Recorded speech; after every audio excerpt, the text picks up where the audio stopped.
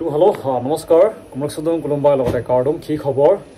অলপ আগতে এটা মই ভিডিঅ' আপলোড কৰিছিলোঁ য'ত সুপ্ৰিম কোৰ্টৰ এটা মই অৰ্ডাৰ কপি দেখুৱাইছিলোঁ ইয়াকে লৈ পিনি বহুতখিনি অসম পুলিচৰ কেণ্ডিডেট মই এইটো SSC GD কাৰণে কোৱা নাই অকল মই কৈছোঁ অসম পুলিচ লগতে যিমানখিনি আমাৰ অসমৰ আণ্ডাৰত ভেকেঞ্চি আহে এইবিলাকত এইটো নিয়মটো লাগু হ'ব নেকি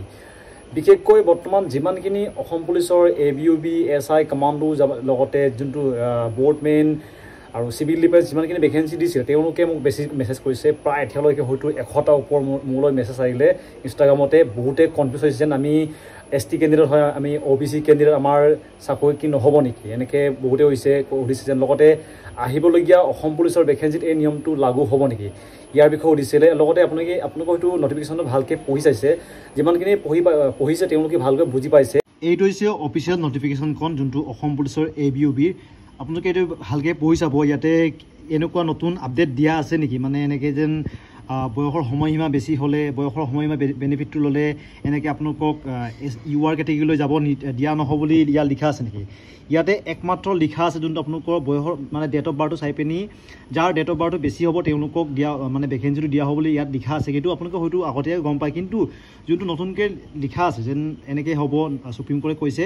ইয়াতে নটিফিকেশ্যনত কোনো লিখা নাই মানে সুপ্ৰিম কোৰ্টো কৈছে যেন এডভাৰটাইজত লিখা থাকিব তেতিয়াহে এই নিয়মটো লাগু হ'ব আৰু বিশেষকৈ এইটো SSC GD কাৰণে কৈছে এইটো অসম পুলিচ লগতে যিমানখিনি আমাৰ অসম চৰকাৰৰ আণ্ডাৰত ভেকেঞ্চি সেইবিলাকত ইয়াত লাগু নহয় বৰ্তমানটো কৈছোঁ পিছত যদি লাগু হয় এইটো ক'ব নোৱাৰিম কিন্তু বৰ্তমান যোনটো অসম পুলিচ ABUB আছে এইবিলাকৰ বিষয়ে ইয়াতে একো ডিটেইলছ নাই লিখাও নাই যেন এনেকৈ নিয়মটো লাগু হ'ব বুলি STP কেণ্ডিডেটে লগতে ST কেণ্ডিডেটে এনেকৈ UR কেটেগৰীলৈ যাব নোৱাৰে বুলি ইয়াত লিখা নাই আপোনালোকে ভালকৈ পঢ়ি চাব গোটেই লিষ্টখন মই অলৰেডি কেইবাটাও ভিডিঅ' দেখাই দিছোঁ কিন্তু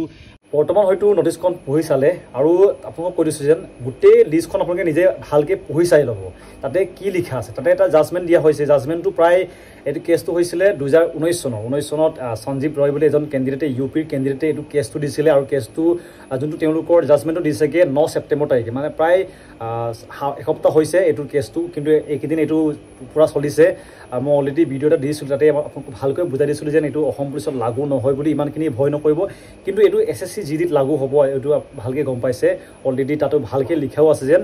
এইটো আমাৰ অসমৰ কাৰণে এইটো বেনিফিচিয়েল মানে ইমান অসুবিধা প্ৰয়োজন নহয় লগতে যিমানখিনি নতুন ভেকেঞ্চি আহিব তাতো এইটো হয়তো মোৰ মতে নিয়মটো লাগু নহ'ব পাৰে যদিহে চৰকাৰে ভাবি পিনি কিবা এটা লগালে এইটো মই ক'ব নোৱাৰিম কিন্তু বৰ্তমানলৈকে এনেকুৱা আমাৰ অসমত এনেকুৱা নিয়ম নাই যেন আপোনালোকৰ যদি বয়সৰ সময়সীমাটো বেনিফিট ল'লে আপুনি UR কেটেগৰীলৈ যাব নোৱাৰে বুলি ক'তো লিখা নাই জাষ্ট অসম পুলিচৰ এটা বেনিফিট আছে বেনিফিটটো এনেকুৱা হয় কিছুমান নম্বৰ সমান হৈ জানে সমান হ'লে বয়সত ডাঙৰ কেণ্ডিডেট চাকৰিটো পাই যায় এইটোতো অলৰেডি গম পায় ডেট অফ বাৰ্থ যাৰ ভাল হয় তেওঁলোকে মানে ডাঙৰ হয় তেতিয়া পায় মানে এনেকুৱা হয় কিছুমান কেণ্ডিডেট নাম্বাৰটো ছেম হৈ থাকে তেওঁৰ কাষ্টটো ছেম লগতে তেওঁৰ নাম্বাৰটো ছেম হৈছে যোনটো তেওঁলোকৰ কাট অফ মাৰ্ক গৈছে এইটো ছেম হ'লে আপোনালোকক এইটো গম পায় যেন যাৰ ডেট অফ বাৰ্থটো ডাঙৰ থাকে তেওঁলোকক অসম পুলিচত চাকৰি দিয়ে এইটোতো ক'বলগীয়া প্ৰয়োজন নাই কিন্তু যোনটো তেওঁলোকে বৰ্তমান সুপ্ৰিম কোৰ্টে কৈছে এডভাৰটাইজত লিখিব লাগিব মানে যোনটো অসম পুলিচে হওক বা যদি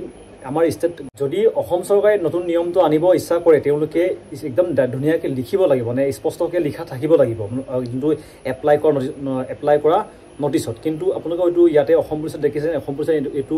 লিখা নাই এইটো কাৰণে একো ভয় নকৰিব আৰু লগতে অনাগত যিমানখিনি ভেকেঞ্চি আহিব তাতো এই নিয়মটো নাথাকিব বৰ্তমান বহুতখিনি ST OBC কেণ্ডিডেটে কৈ আছে যেন দাদা এই নিয়মটো যদি আহি যায় আমাৰ কাৰণে বেয়া হ'ব বুলি হয় বেয়া হ'ব যদি সেই নিয়মটো আমাৰ অসমলৈ আনে কিন্তু মই জানো যেন এই নিয়মটো মোৰ মতে এই নিয়মটো নাহেই আমাৰ অসমলৈ যিহেতু ইয়াতে এইটো যদি নিয়মটো আনি যায় আমাৰ অসমটোৰ অৱস্থা কি হ'ব কোৱাৰ প্ৰয়োজন নাই তো ইমানখিনি আছে ভিডিঅ'টো অসম পুলিচৰ কাৰণে এই নিয়মটো লাগু নহয় লগতে এই কেছটো কি কেছটোৰ বিষয়ে আপোনালোকে যদি ভালকৈ বুজি পোৱা নাই আচলতে এইটো কি জাজমেণ্ট দিছে সুপ্ৰিম কোৰ্টে ইয়াৰ বিষয়ে মই একদম ল ষ্টুডেণ্ট যোনটো আমিতো এটা উকিল নহয় আমি ল ষ্টুডেণ্ট নহয় আৰ্টিকেলসমূহ কি আৰ্টিকেল থাকে এইবিলাক আমি ভালকৈ পঢ়িব নাজানো কিন্তু তেওঁলোকে ভালকৈ জানে এইটো কাৰণে মই কিছুমান লিংক ডিছক্ৰিপশ্যন দিয়া আছে গৈ পিনি আপোনালোকে নিজে ভিডিঅ' চাওক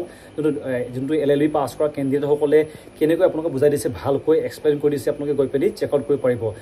মই আৰ্টিকেল মই ইমানখিনি কোনটো আৰ্টিকেল ক'ত পৰে এইবিলাক ইমানখিনি নাজানো যিহেতু মই কোনো ল ষ্টুডেণ্ট নহয় কিন্তু ল ষ্টুডেণ্টসকলে ইয়াৰ বিষয়ে কি কৰিছে আপোনালোকে গৈ পিনি চেক আউট কৰক ভিডিঅ' যোনটো জাজমেণ্ট দিছে সুপ্ৰিম কোৰ্টে এইটো হৈছে ইয়াৰ PDF-খন অলৰেডি মই দেখুৱাই দিছিলোঁ আপোনালোকে গৈ পিনি চেক আউটো কৰিব পাৰিব আপোনালোকে টাইপ কৰক গুগলত Union of India versus Sanjeev ৰয় বুলি মাৰিলে এইটো লিষ্টখন ওলাই যাবগৈ ইয়াতে আপোনালোকে দেখিব SSC কাৰণে লিখাও আছে তেওঁলোকে এইটো অসম পুলিচৰ ইয়াত উল্লেখ নাই আৰু লগতে ষ্টেট গভৰ্ণমেণ্ট ষ্টেট চৰকাৰৰ যিমানখিনি চাকৰি আছে ইয়াতো বিষয়ে লিখা নাই ইয়াত আপোনালোকে দেখিব যেন ইয়াতে দেখিব আপোনালোকৰ সকলোখিনি ইয়াতে ডিটেইলছ দিয়া আছে CRPF ITBP SSB GD কেণ্ডিডেটসকলৰ ইয়াতে আপোনালোকে দেখিব ইয়াতে ধুনীয়াকৈ লিখা আছে ইমানখিনি আৰ্টিকেল মই ভালকৈ আপোনালোকক বুজাব নোৱাৰিম এইটো কাৰণে এটা ভিডিঅ' দিয়া আছে গৈ পিনি চেক আউট কৰিব পাৰিব গোটেইখিনি যদি আপোনালোকৰ ল ষ্টুডেণ্ট চিনাকি আছে তেওঁলোকক পঢ়িব দিব ইয়াতে কি লিখা আছে